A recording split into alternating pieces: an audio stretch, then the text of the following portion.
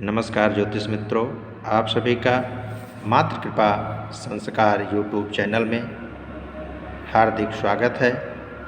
आप सभी के लिए सामान्य किंतु महत्वपूर्ण विषय लेकर हाजिर हुआ हूँ। वो विषय है भावों के कारक ग्रह। कौन सा ग्रह किस भाव में कारक होता है। सबसे पहले जन्मांक चक्र में यही देखा जाता है कि लग्न कौन सी उदित है और ग्रह कौन सा किस जगह पे बैठा है, उससे ही सामान्य आकलन कर लिया जाता है। तो आइए हम अपने विषय पर चलते हैं। बहुत अधिक लंबा विषय न बनाते हुए संक्षेप में कारक ग्रहों की जानकारी समझते हैं। जैसा कि जहाँ लग्न गिनती उदित होती है उसी को पहला भाव कहते हैं, और उसी प्रकार से हम 1, 2, 3, तो यहाँ पे लग्न की कोई बात नहीं है, कौन सी गिनती है उससे कोई मतलब नहीं है।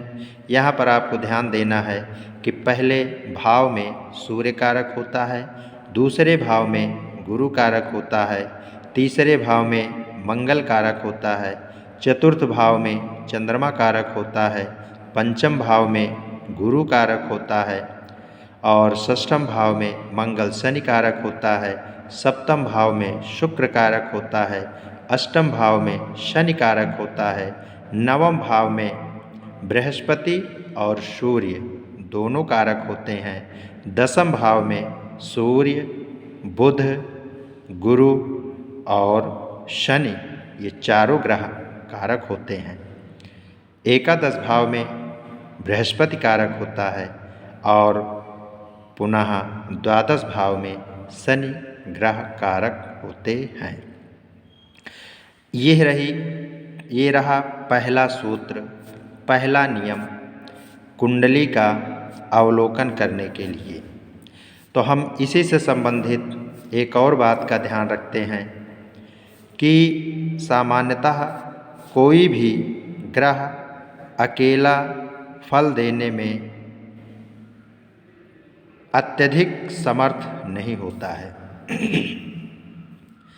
अगर कोई भी ग्रह हो, मित्र राशि की हो और मित्र ग्रहों के साथ हो और शुभ भाव हो और शुभत्व लिए हुए भावेश हो, अगर ऐसी कंडीशन कुंडली अवलोकन करने में मिलती है तो उस भाव में मित्र राशि, मित्र ग्रह, मित्र भावेश का संबंध है, तो उस भाव और वह ग्रह जहाँ देख रहे हैं उस भाव दोनों को, या ऐसे ही विभिन्न भाव में अगर देख रहे हैं तो ऐसे भावों के शुभ परिणाम देखने को मिलते हैं।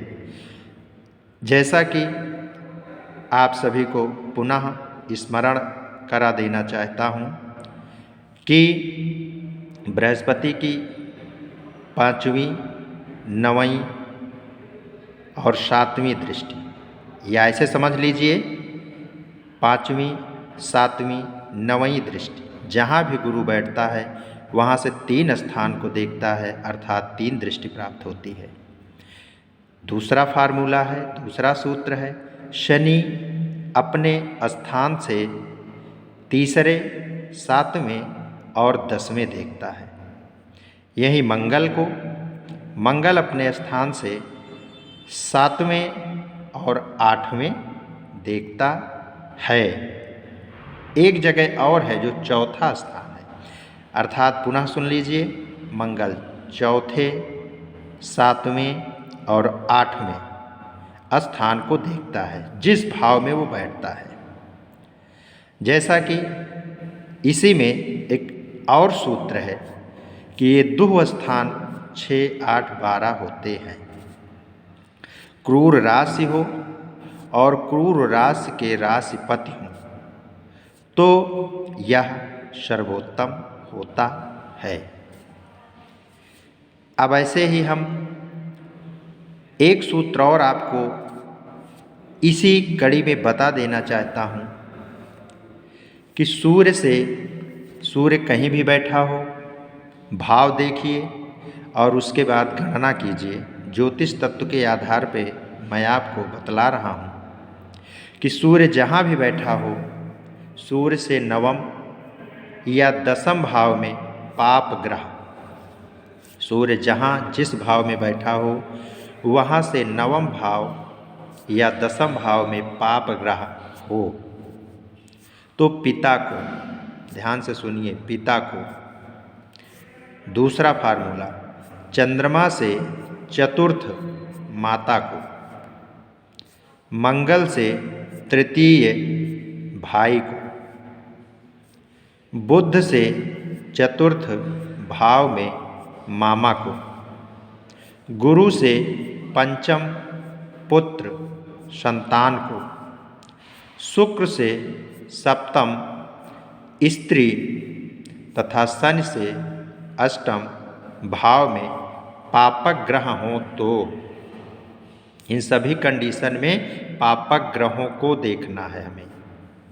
तो स्वयं जातक को अरिष्ट कारक होता है जो कि ठीक नहीं होता है।